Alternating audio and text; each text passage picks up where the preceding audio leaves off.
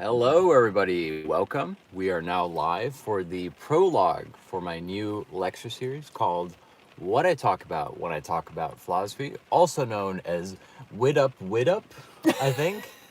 Jeneline is sitting next to me. Jeneline teaches a class every Friday. I teach a class every Monday. I'll try to set this up. If you're watching this today, this is going to be the beginning of a new lecture series which is going to cover the history of Western philosophy. Every class is free. Every class Jeneline and I teach is free for everybody. We're committed to global online open access learning. That is our dream. That is our goal of bringing you quote unquote free, affordable education. We're sitting in the car. It's raining today.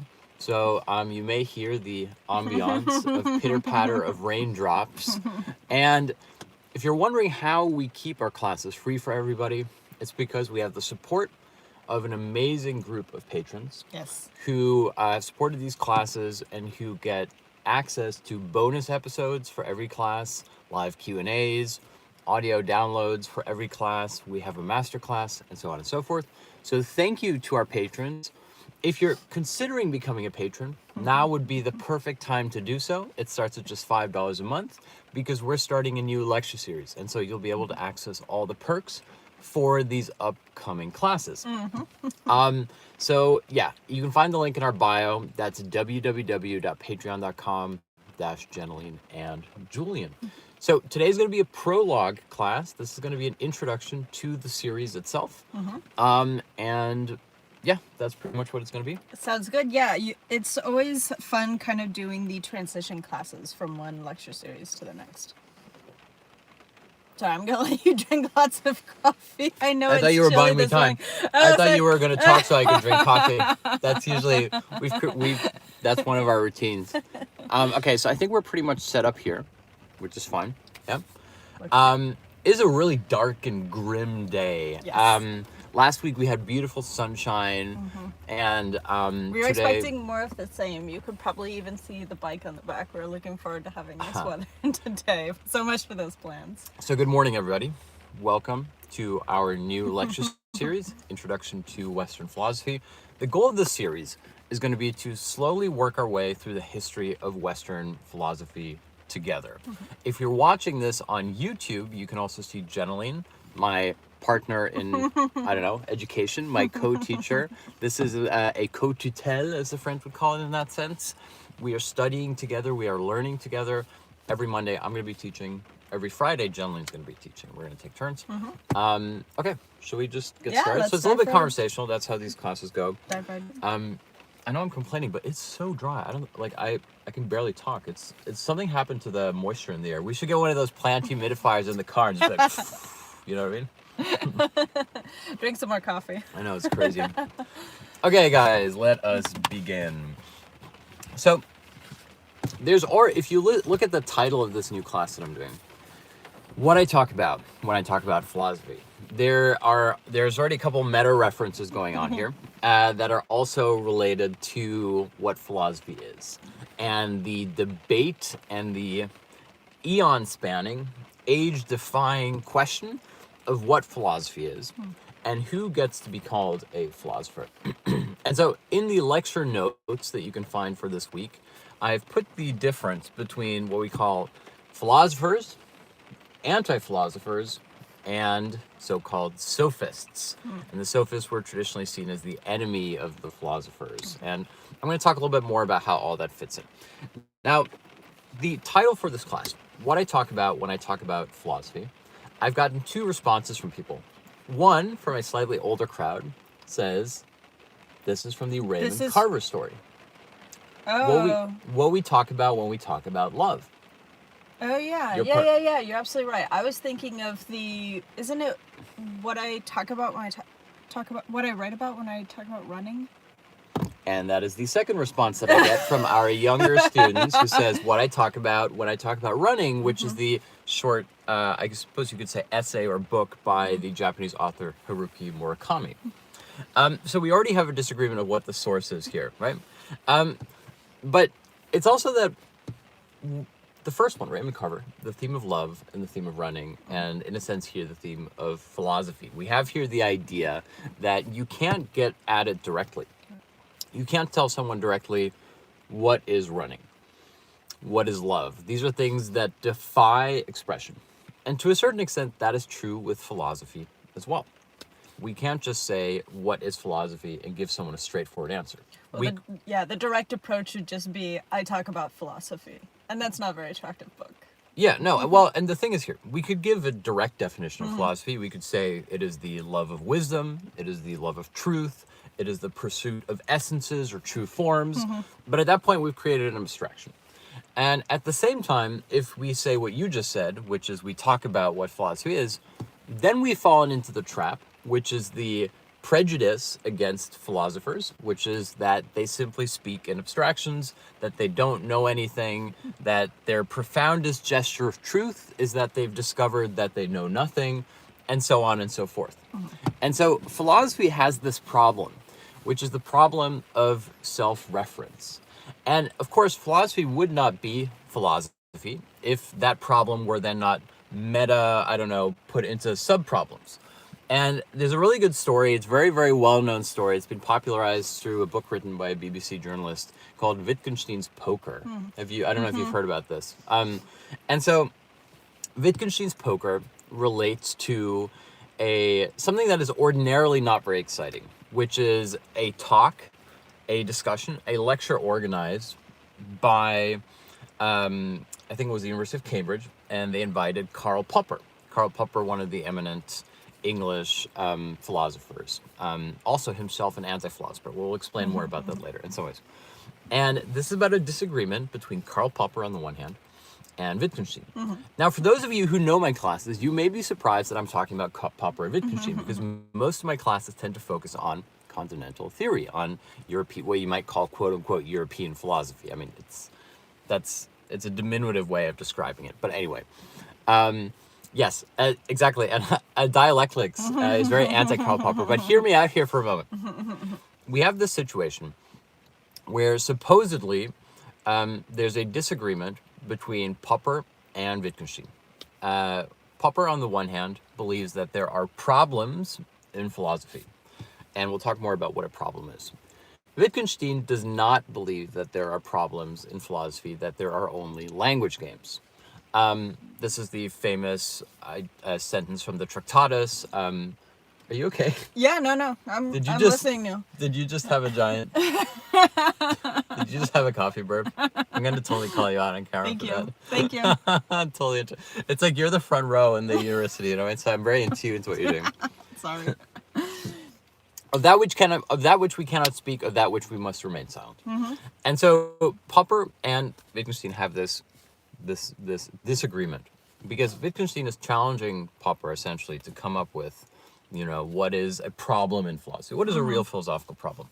And he says, well, something like, metaphysics. And then he says, well, metaphysics isn't, no, he says not metaphysics, it says the nature of being. And then Wittgenstein says, well, that's a metaphysical problem, not a philosophical problem. And then he says, well, how to conduct yourself in the world. And Wittgenstein says, well, that's a moral ethical problem, not a philosophical problem. And Popper's sort of getting a little bit, grumpy about that. And while Wittgenstein is berating Karl Popper and giving him a hard time here, Wittgenstein is quite excitedly fumbling, so the story goes, with a poker from the fireplace. And Wittgenstein, being a very animated, slightly deranged individual, is increasingly also pointing gesticulating with the poker, as professors tend to do, whatever they get their hands in, whether it's a pencil or like a lip balm, they start going like this.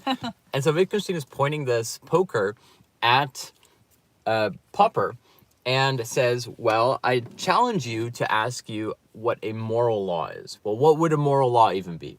And supposedly, Popper is supposed to have replied, well, a moral law would be not pointing a poker at a visiting lecturer, at which point Wittgenstein stormed out of the room.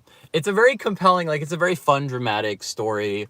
We're not entirely sure to what extent it's true. Certainly, anyone who's been at a university talk knows that university professors tend to give each other a hard time, but what they don't tend to do is have witty rebuttals.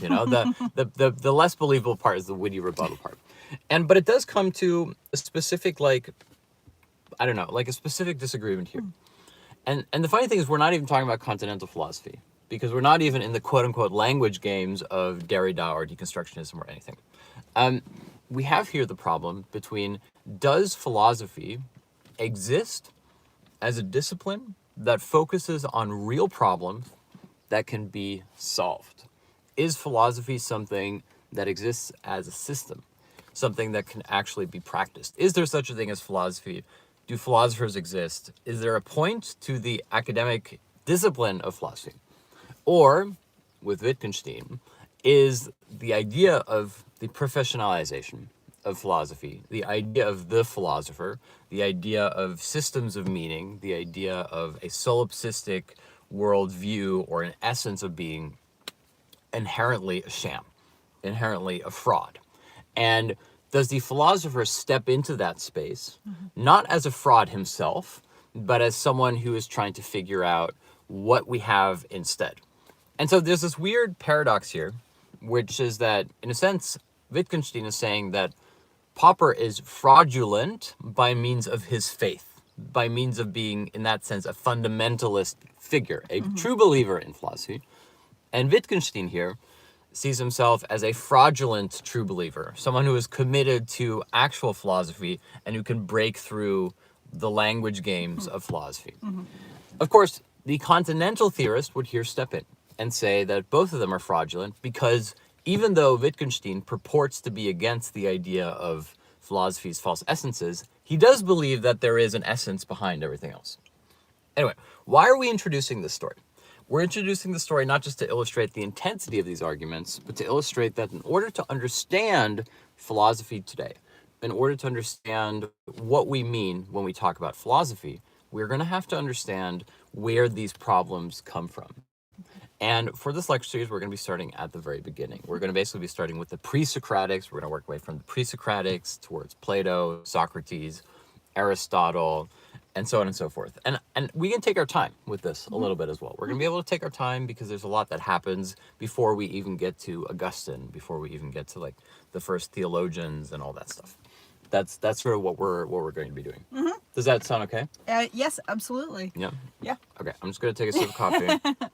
Go for it. Yeah, because I think that the approach that you've taken in previous lecture series, rather than to focus, I mean, there's been some that have focused on particular thinkers, but it's more about how different philosophical notions have come together and been discussed and debated. So, this series, however, I'm going to warn you now, I'm going to give you a fair warning, is still a Julian lecture series, which means that we're not going to be teaching quote unquote on. We're not going to do a summary of every thinker every week.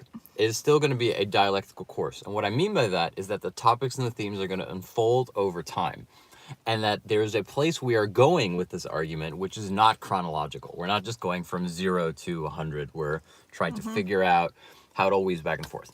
Which is why, right now, for this opening discussion, I want to talk a little bit about Freud. Because that wouldn't be a Julian lecture. I wouldn't talk about Freud and Lacan. And or let's talk a little bit about Lacan for a moment. So, Lacan claims that he is an anti-philosopher. And what do you mean? He's a very peculiar anti-philosopher, though. Because most people who think of themselves anti-philosophers simply say, we're against philosophy.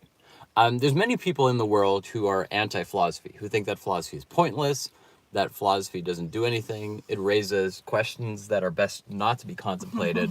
In fact, most people in the world are anti-philosophy because from a very young age, we're told not to ask philosophical questions, that to question our surroundings and our life, our relationship to the world, the relationship between the subject and objects, and our relationship to others is something bad. And worse, that it is something dangerous. And so children go through a hysterical phase where children are constantly asking why, and they want to know how everything works, and they're asking their parents to provide them with answers. Everybody is born a philosopher. And what happens is that we're conditioned to no longer ask philosophical questions about the world. And eventually we realize that philosophical questions are uncomfortable, perhaps unnecessary, that ignorance in a sense is bliss. And since philosophy does not provide us with a comprehensive answer to those questions, why would we even ask? And so most people lose the habit of philosophizing and being interested in philosophy. And one of the things that Lacan does, which makes him a very curious anti-philosopher, is that almost in a Wittgensteinian sense, he's anti-philosophy because he's really, really into philosophy. He sort of wants to save philosophy from itself. Because one of the problems with philosophy, ever since, you could say, Plato, ever since Socrates, is that it becomes systematizing, that it has to rely on theories, that it is no longer just a quote-unquote, I don't know, Organic. yeah, exactly. That it becomes something that is related to schools and schools of thought and all that stuff. And so philosophy becomes very stringent in that sense. And don't get me wrong, Lacan is not saying that philosophy is a mindset. You and I went to a concert series here which was focusing on Mozart, and the conductor told us that Mozart is a frame of mind, which I thought was probably the stupidest thing I've ever heard said about Mozart. No, this is not about saying philosophy is a frame of mind. Philosophy is an innate awareness of the, let's say it's the lack of completeness between the world and our experience. And one of the innovations that Lacan has that makes him a very interesting anti-philosopher is that all the other philosophers are saying, how do we fix that gap? How do we bring the subject, the individual person, and the object back together? How do we harmonize between logos and mythos, between reason and narrative, reason and passion? And Lacan, building upon Freud, is one of the first thinkers who says that gap between logos and mythos is immanent to both. It is immanent to the human experience. It is immanent to philosophy as such. And what he's doing here is that he's waging a war on the idea of the Cartesian subject. The Cartesian subject is supposed to be transparent to himself. And one of the things that Lacan says is he says that we are fundamentally never transparent to ourselves. That all recognition is a form of misrecognition.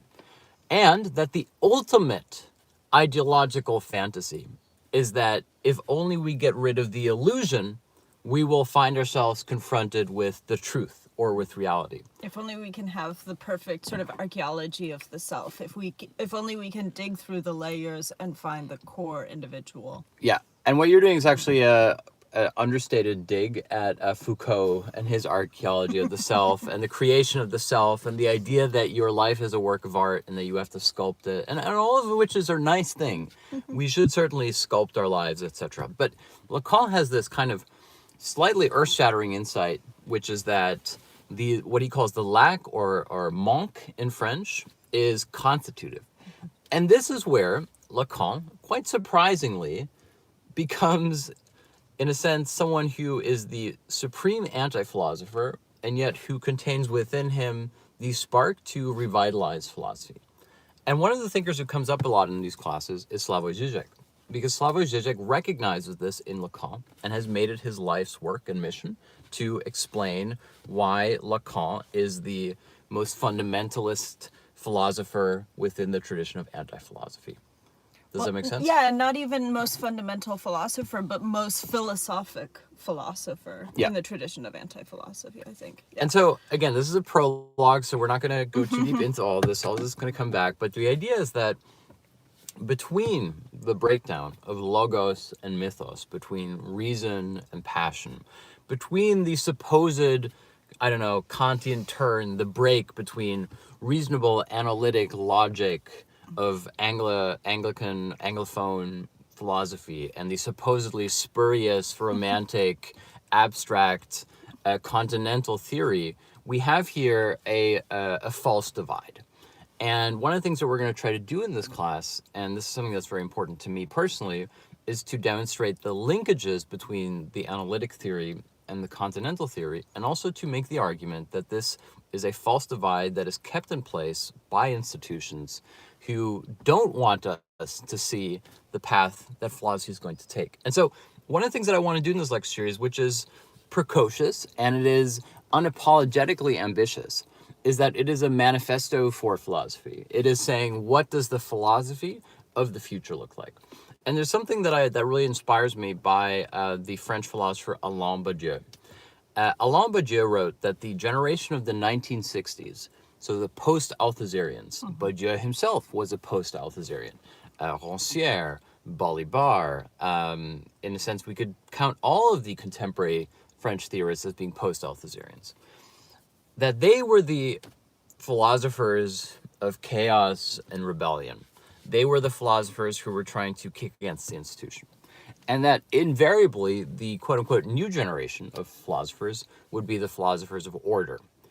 And the question is, what kind of an order is that? Not an order that is going back to something, but an order that is creating something new. And so one of the things that I'm going to argue consistently throughout these classes is how can we frame a philosophy of the future, which is not a philosophy of continental versus analytic philosophy, but a philosophy that goes back to the fundamental problems of philosophy itself. That's something that we're going to systematically work through, but I'm laying my cards out on the table for you here in this prologue to say that the influence and the starting point for this is the Lacanian idea of lack and the idea that there's a dialectical mediation within all philosophy. So we're not looking for solipsism, we're not looking for holistic completeness, we're not looking for a fundamental truth somewhere.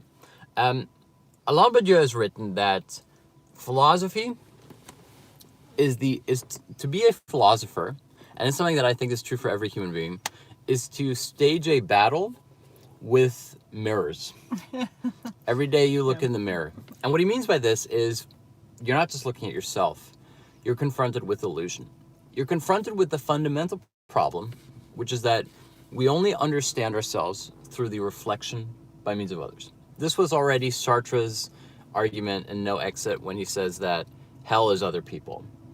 It's not that we hate other people, it's that we need other people. It's not even that we need other people to feel good, it's that we need other people to feel at all, to be human beings. We, from the moment we're born to the moment that we die, we can't live in full isolation. We can't have a concept of self through others, whether it's reading what others have written, whether it's speaking to others, and perhaps worst of all, and why Sartre calls it hell, imagining how we come across to others. And then our personality becomes based on how we think that we come across to others. And so that stuckness, that being in the world, that thing that Heidegger already talked about so much, the idea of being geworfen, thrown into the world, that process, that predicament, that particular curse can only be resolved by means of the very thing that caused it. We're here in the Wagnerian universe, which is also the Christian universe of Die Wunde heilt nur der Speer, der sie schlug. The wound can only be healed, the wound of Christ here, the wound can only be healed by the very spear that made it. We're also back in the universe of the Matrix, where the Matrix can only come into its evolution by means of the unfolding of like the revolution within the Matrix, and so on and so forth. Anyway, what I'm being a bit too abstract here, but what I'm trying to get at is that the idea of becoming, which is central to phenomenology, is also very much part of the idea of renewal, and even if we go back to the ancient Greeks, to the idea of perpetual change. And so one of the things that we argued in the previous lecture series, the two main arguments were the status quo is never static, and that is true for philosophy as well. And so it is our responsibility as budding philosophers, as budding thinkers and people in the world, to think the world around us as it happens. That is one thing, and I'll come back to that. And the second part is that I talked a lot about Nietzsche's idea. Yeah, Nietzsche in here, the Nietzschean idea. It's fun when people in the comments know exactly where I'm going already. Which is das Gleichsetzen des Nichtgleichen, which means to equate that which is not equitable. And so one of the things that happens very often whenever we're encountered with ideology is that we're saying two things are the same, or many things are the same that are not actually the same. And so the process of, let's say, renewing or revitalizing or rehabilitating philosophy is also the process not just of disruption, but of forcing a certain difference. Here we can sense the influence of other great anti-philosophers like Derrida and deconstructionism and post-structuralism, difference. All of this, again, is a prologue. This is a foreshadowing. If you've ever joined one of my classes, one of my lecture series, you will know that in the first class, I'm throwing out all the ingredients on the table, but we haven't made the dish yet. So the dish is going to be the process of learning this. Speaking of the process of learning, for the ancient Greeks, there was a difference between knowing something and understanding something. This is also one, if you want to understand Hegel, for example, you have to know the difference between knowing and understanding, between Verstand and Vernunft, and between common sense and between actual reason, which Hegel calls spirit. And so the idea here is that it's not just about knowing what is, what's knowing what's in the world. It's not just having knowledge of things as they are. It is also not just to know what their purpose is, right, which would be a form of ontology. It's a teleological question. It's a question about understanding. It's a question about why do I exist in relation to that thing? Why does that thing relate to me? It's that childlike question again. It's not just saying, what does this do? It's saying, why does this do? And then you come up with other reasons for why something does, which are also what questions. And especially it gets to the parent sort of default answer, which is just because that's just the way it is, because I said so. And it's this sort of default appeal to authority, in a sense, that sort of ends the line of questioning. Well, and one of the things that Lacan argues over and over again is that the words because are the emergence of the, what he calls the big other. When we're told because, we're no longer asked to find a transparent reality. We're told that somebody else knows. It's just that we don't have access to that knowledge. It's just because. No one is going to come and tell us how it works. It is just because. We could have also called this lecture series Just Because, but I thought that would be too cryptic. So actually what you're talking about is really important for the next thing that we're getting at. Also, if you're joining this class for the very first time and you're still watching, I realize that this meandering style of lecturing, what appears to be very associative, there is a method to the madness. This is what we call, or what I call, dialectical teaching. And the process of dialectical teaching actually goes back to Hegel, and it goes back to the difference between knowing and understanding. The traditional form of teaching is the transferal of information. This is the process of knowing, right? I'm giving you information, you can write it down, you can memorize it, and then you have a certain placeholder for what that knowledge is. You could say that our lecture notes are, in a sense, knowing.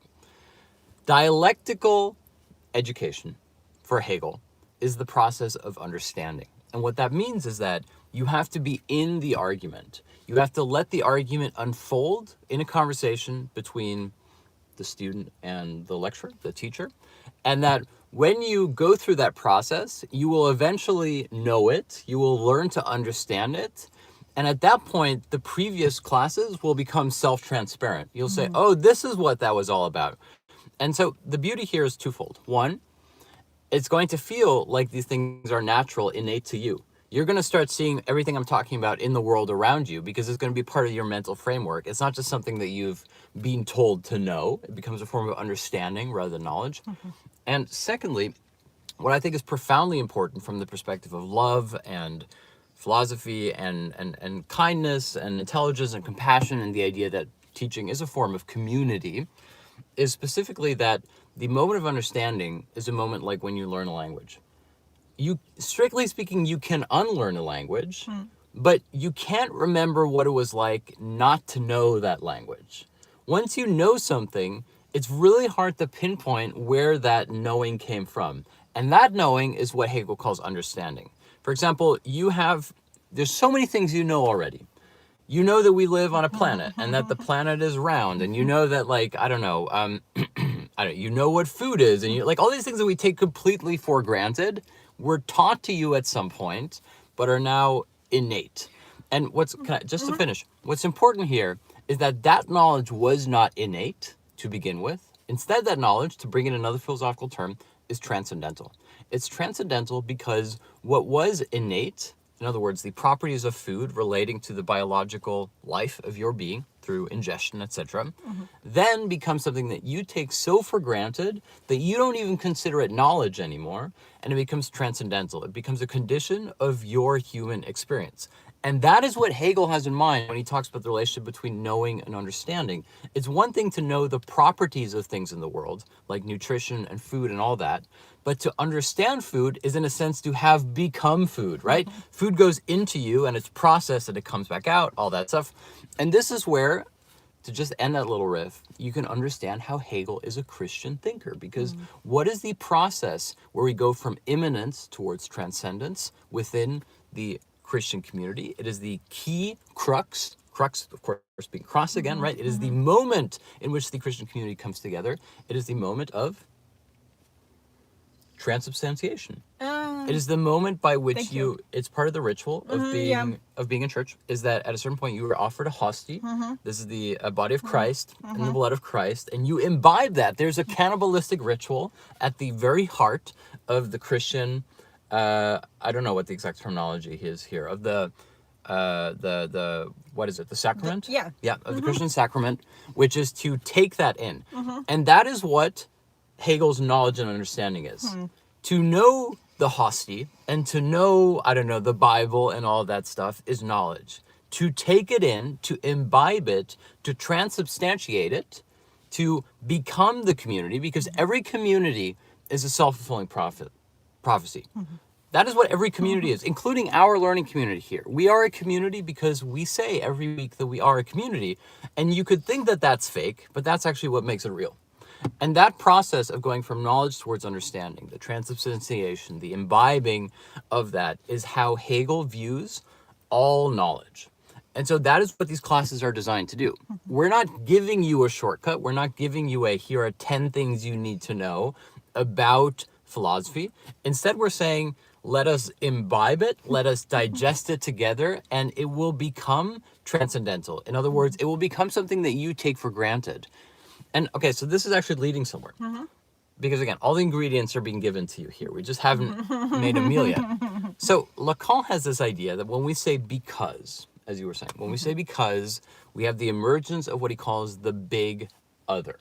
The big other being the symbolic authority, who also sustains the symbolic universe by saying, well, there is a reason. Somebody knows, but you don't know, but let's trust that somebody knows. Again, this goes back to Freud, the idea that, for Freud, subjectivity comes into being through the symbolic death of the father. Again, we also have the idea of symbolic castration. Symbolic castration does not mean that you are physically castrated, otherwise it would not be symbolic. Symbolic castration is the experience of having a lack or need in the world, and so on and so forth. Already you can start seeing the relationship between philosophy, knowing, the will to know, or the will to truth, as Nietzsche would have put it, and the experience that you do not know, that you are missing knowledge, that you are not someone who has a fundamental sense of self. So we have here already, I'm giving you a foreshadowing of the monk, the lack in Lacan and Freud, all that. We'll come back to that. So because, the word because, that's how it is the emergence of the big other. And Lacan says that one of the quote-unquote big others that we have in the world, one of the big others is, of course, the idea of the teacher, the professor, the philosopher, the psychoanalyst, which Lacan always sort of jokingly refers to as the one who is supposed to know. And that's so true for most university experience, which is that what is your professor at the end of the day? What is your parent at the end of the day? What is God at the end of the day? Well, the person who's supposed to know. And it's perfect because it's not even saying they know, they're supposed to know. Because think about this. Every child knows at a certain point that the parent is actually full of something, right? It's full of it. That every parent upholds a certain lie, which is, we are a family and I know I can protect you from everything and I know how things work. And healthy families can sustain that illusion, which is a beautiful illusion. It is a paradisical fantasy. And let's say families that suffer through tragedies of life will find it harder to sustain that, which is tragic for the parent. And so the parent isn't even choosing to be the one who knows. The parent has to be the one who knows, because how else are you going to raise your child? And what's really important here is that at a certain point, the child senses that the parent isn't actually fully that person. And what's really, really, really important here is this moment isn't actually the moment of breakdown. The moment when the child realizes that the parent doesn't know everything or isn't perfect, that isn't the point at which the family crumbles. That's the founding gesture of the family. That is where the child is asked to step in, to play along in the symbolic illusion of the parent who knows everything. And I think that's a really great example of the notion that the status quo cannot be static. In order to maintain the status quo of the family, you cannot have the child perpetually be acting the role of the child. You have to have the child continue to Yeah. develop. Yeah, no, and it's perfect. And what you're saying here is exactly right, because, and we'll get to this, where Freud and Lacan say that philosophy is a form of psychosis, and we'll explain why that is, why philosophy is psychotic. So the point at which the child senses that the parent is not the one who knows, but is the one who's supposed to know, the child has to step in by maintaining the illusion, and as life progresses, as you become older and your parents become more childlike, which is sort of the natural progression of all life. Again, the Greeks said, what is the one animal that starts on 4 legs, goes to 2 legs, and then goes to 3 legs, I think, right? Is you go from being a child on all 4s, then you become a human being, a biped, and then you have a cane, etc. The process of becoming old is that you become more childlike, and as the parent becomes more childlike, the child is usually expected to step in and to take over familial duties, to, in a sense, become the leader of the family and often have a child of their own. That is the progress that takes place. And so what's really important here is that the thing that makes the family a lie, that makes the family untrue, the thing that, sorry, I'm a little bit. Go for it. The parent who is faking that they know everything and the child sensing that, that is the exact point where the child reinforces it by stepping in and saying, I'm a part of this family. I'm going to take on symbolic responsibility within the family. And that happens in a sense, not just in families, it also happens with a student-professor relationship. Because Lacan says, who is the person who is supposed to know? It's the idea of the professor. And a successful professor will do this.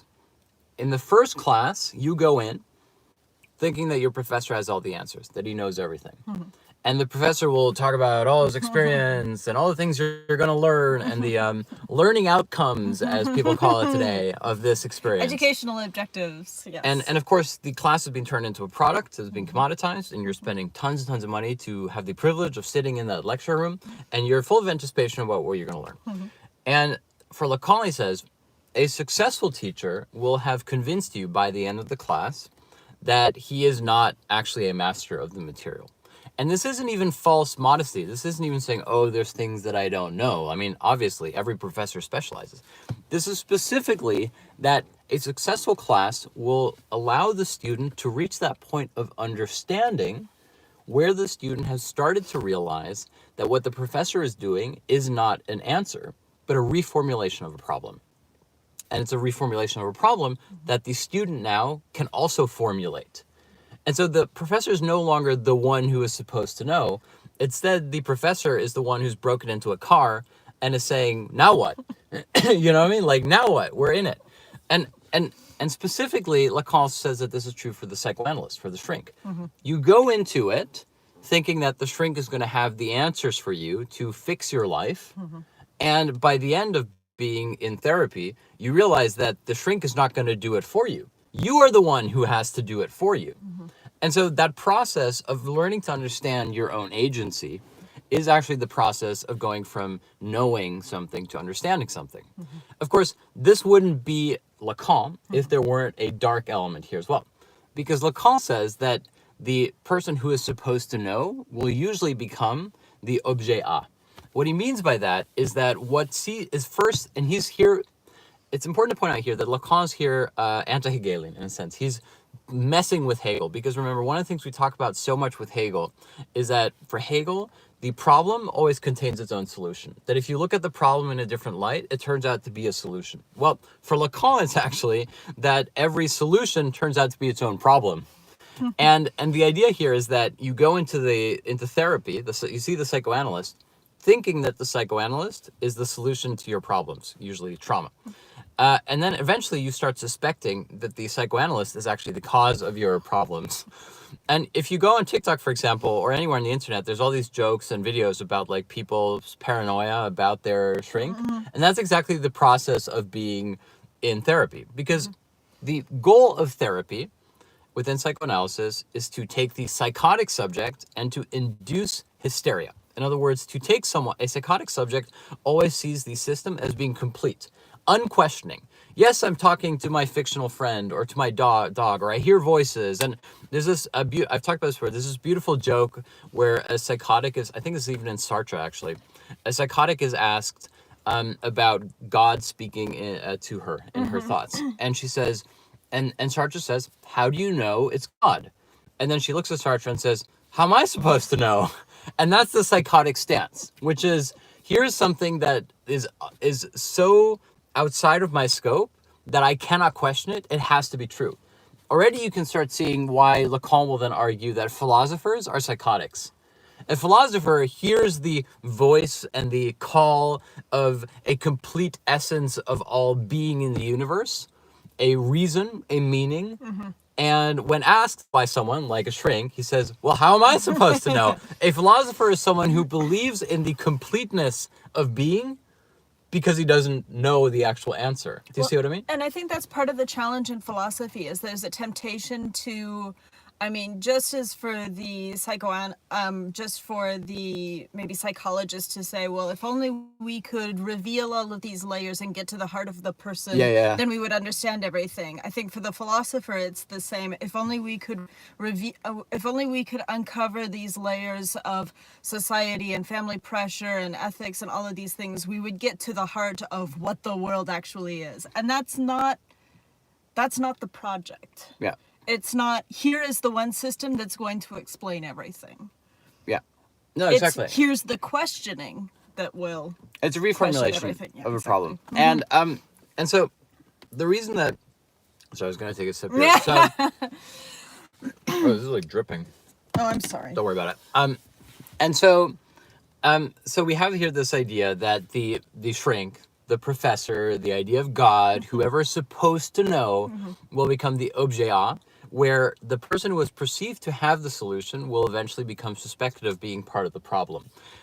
In the film Marriage Story, the lawyer, played by Ray Liotta or something like this, says to the main character, played by Adam Driver, he says, you will grow to hate me. You think of me now as the solution to your problem. You will, by means of your successful divorce, remember me as being the problem. This is something very Zizek-like. The person who's supposed to have the answer, the lawyer, the authority figure, the parent, the shrink, the educator, the professor, becomes the excremental, Christ-like subject who takes on the sin of the couple, of the learner, and then redeems them. In the same way that the student is redeemed through the realizing that they don't believe their professor, in the same way that the person undergoing analysis is redeemed by the shrink saying, I take upon me all of the, you're no longer thinking I'm worth anything, you are now healed. In the same way that the educator will do that, in the same way that a parent will do that.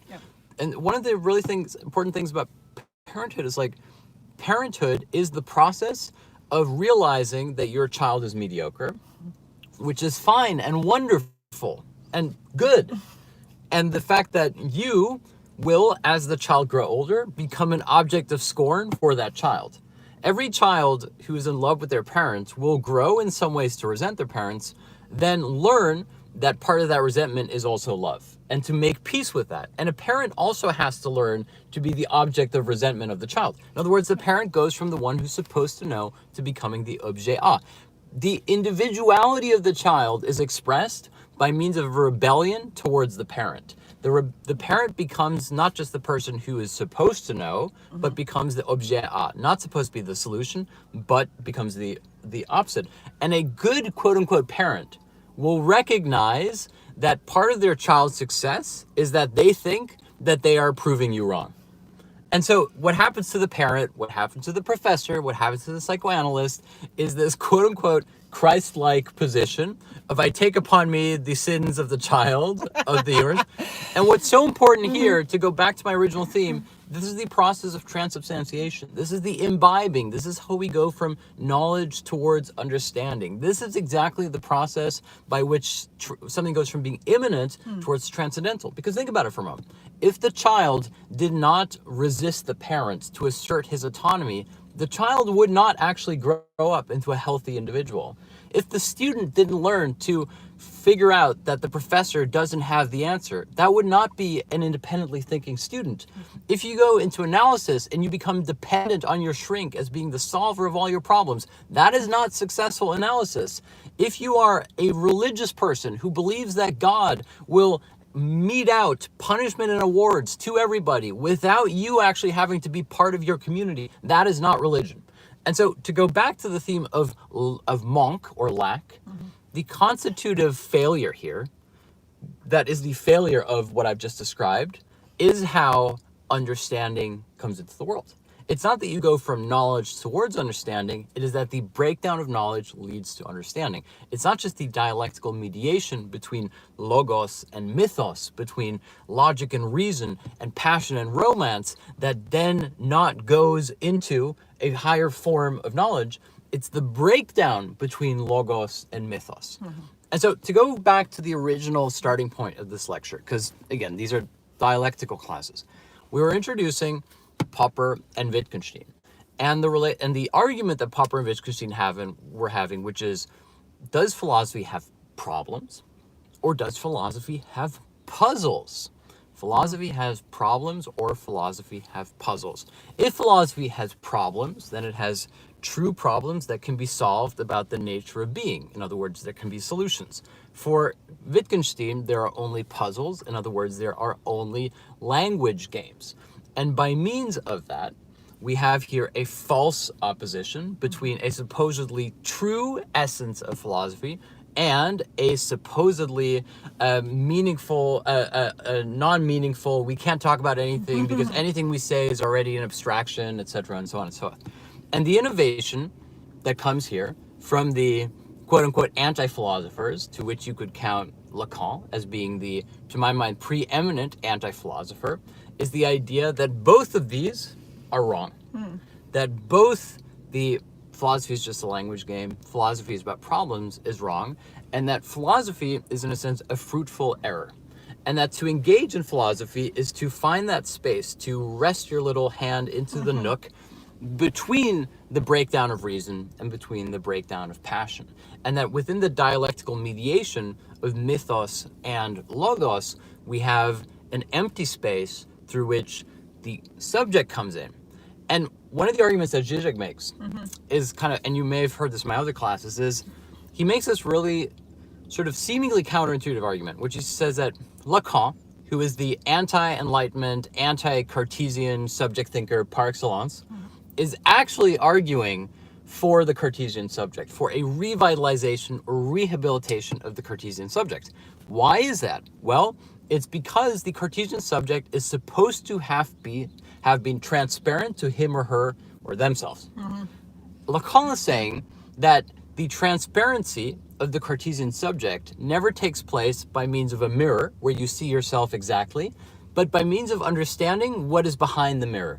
This is Lacan's famous rereading of the myth of Parrhasius and Zeuxis. The idea that, I'm not even going to rehash it here, we've done it in other classes, when you paint something and it's so realistic that it becomes real, etc. No, sorry, that's totally obtuse for people. So there's basically a competition between two painters. And they're supposed to make something very realistic. One of them paints grapes that are so realistic that the birds start pecking the grapes. Then the other one, Parrhasius, paints a veil, like a shroud, like a cloth curtain for the painting. And then when the painting is judged, the gods say, okay, pull aside the curtain. And that is Parrhasius' veil. The curtain is more realistic than the fake grapes. The obstruction contains the truth, And the truth is namely that, which is that we are narrative beings that want to see what is behind the curtain. The grapes don't tell us anything about human reality. They just tell us that humans like illusions. They like fake grapes. They like conning things. Whereas the veil tells us the truth about ourselves, which is that we want to see behind the curtain. And so what Lacan is saying is that the idea of the self-transparent subject has to be approached like the Parisian veil, which is that it's not that we are self-transparent to ourselves, it's that we want to be self-transparent, and yet there is nothing behind the transparency. Lacan's argument is that the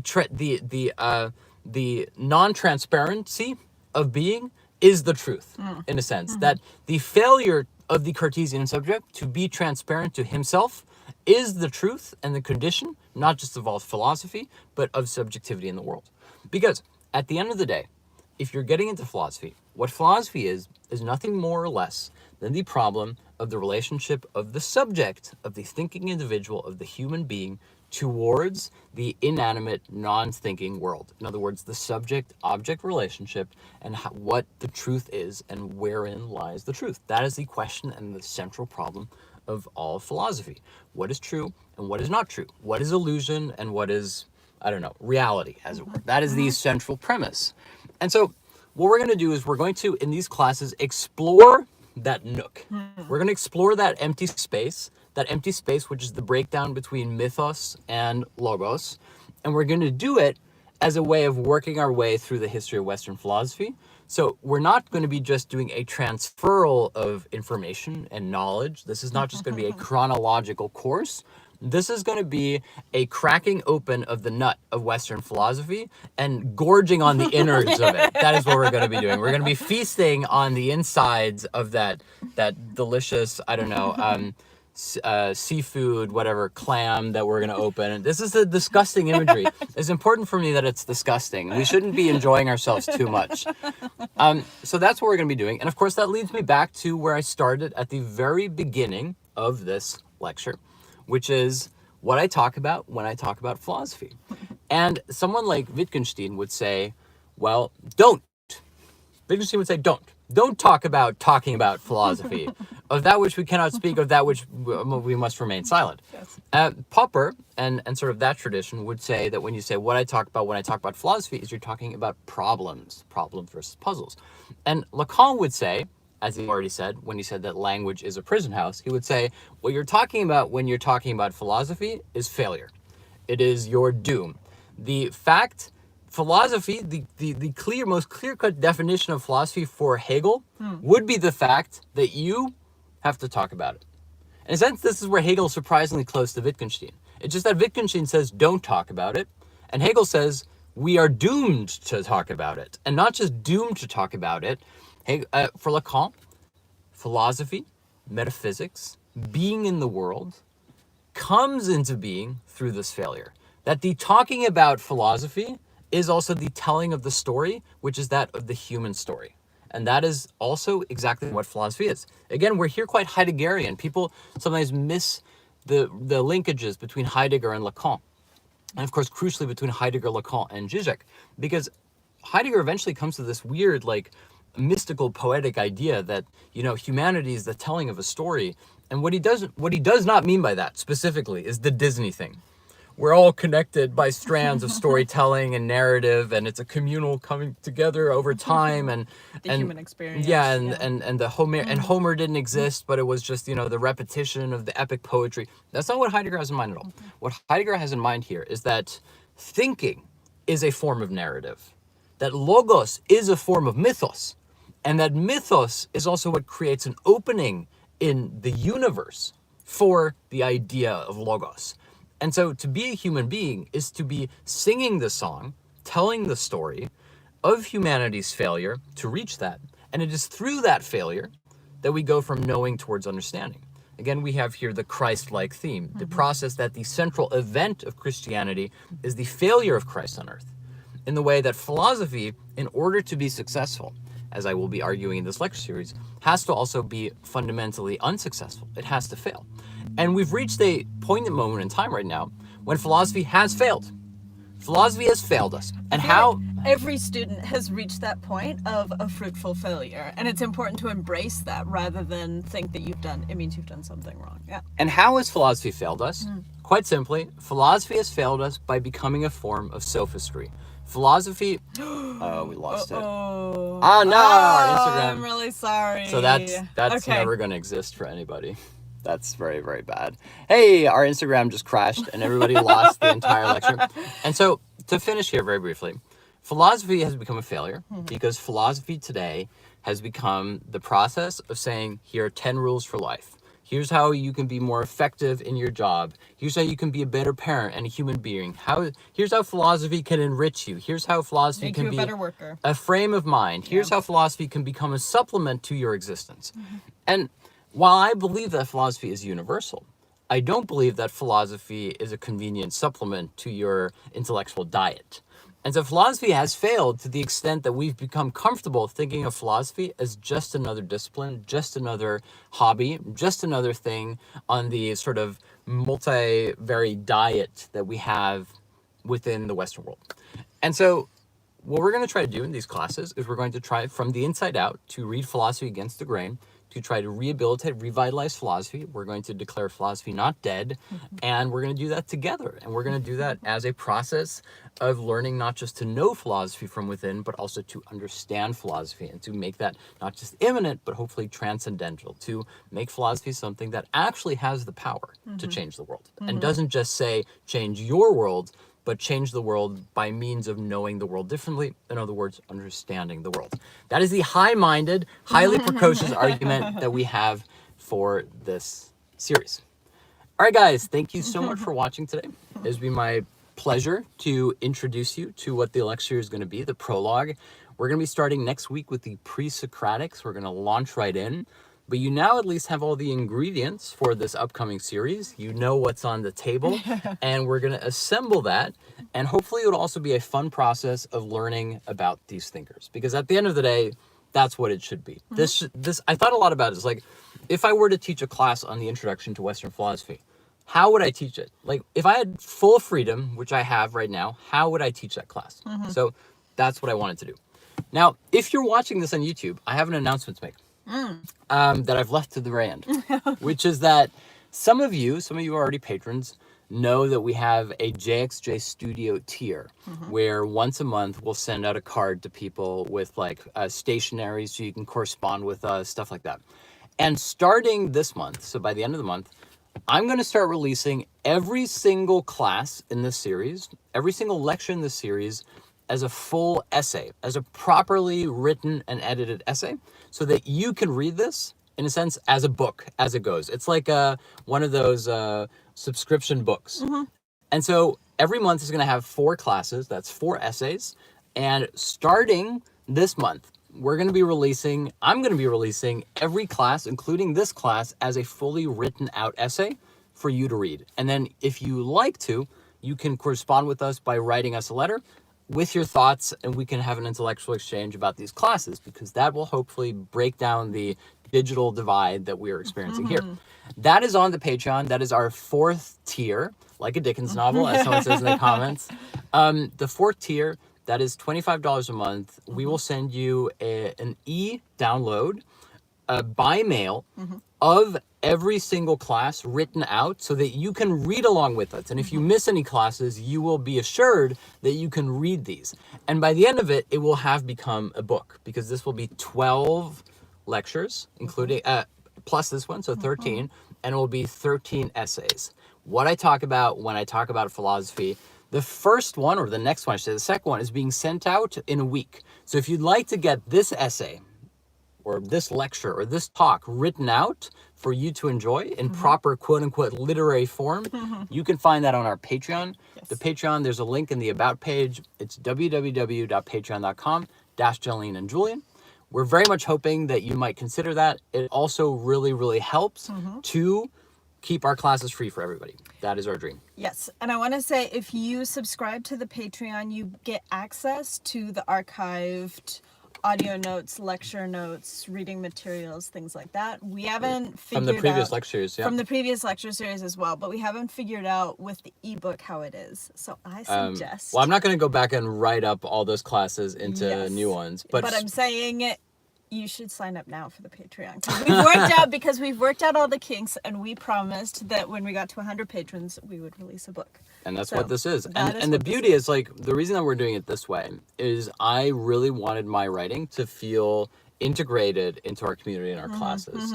And so the idea is that it's a part of what we're already teaching. Like, it's not like, oh, here's a book with 10 rules for life or something. It's like, no, as we teach, as we learn together, I'll be releasing all the classes as written versions so that you can hopefully enjoy those.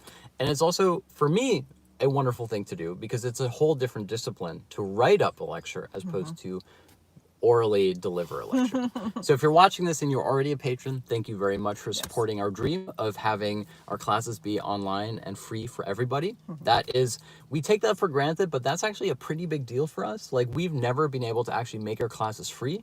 And so we love doing this. Jenny is going to be teaching on Friday. Yes. And I'm looking forward to that. I'm going to be wrapping up political economy. Yeah. Introduction to political economy. Yeah, that's going to be next week. So, guys, thank you very much for watching. Thank you for being part of our community. Thank you for continuing to learn with us. And if you're watching this, the Instagram live stream crashed, proving again that there is no God. And we will be posting this YouTube onto Instagram so everybody can watch it after the fact. And we have the audio. So. Yeah. All right. Thank you, guys. And we'll talk to you soon. Take care, everyone. Bye-bye.